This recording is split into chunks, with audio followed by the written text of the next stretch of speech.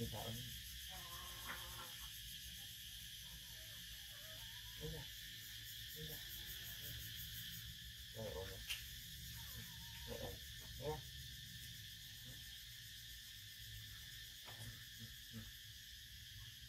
Ý ở bóng rồi. Ở bóng rồi.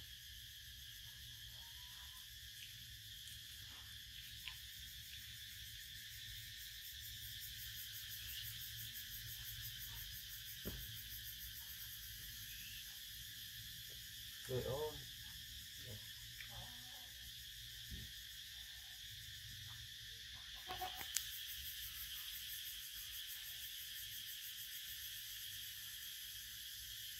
Yeah.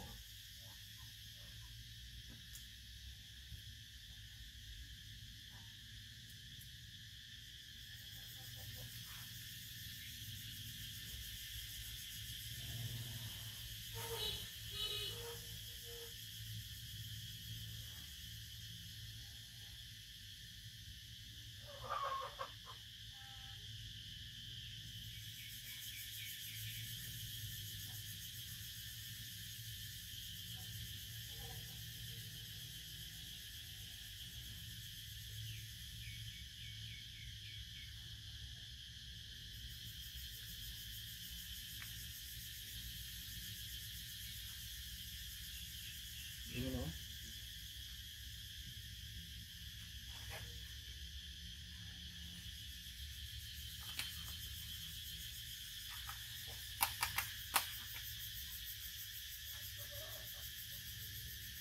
Đi nữa.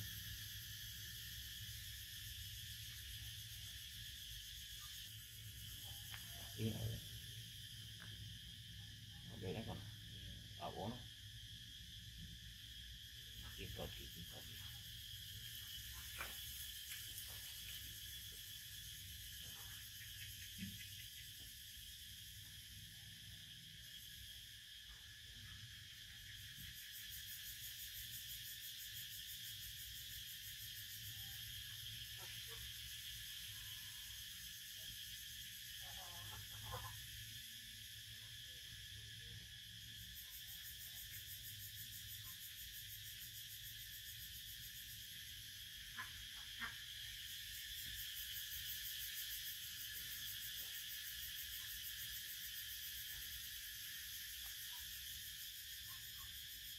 Bố.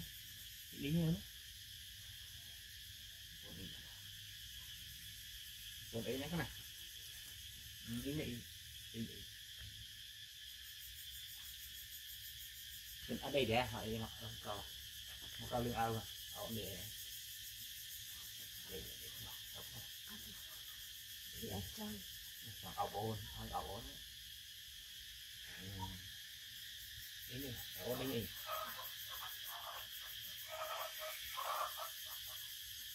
Ấp mình mạo con.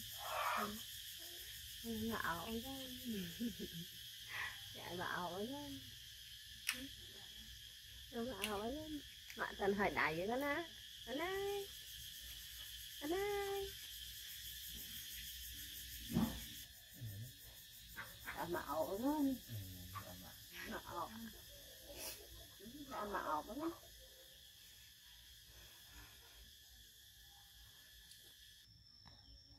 Chạy mạo. Mạo nó yên.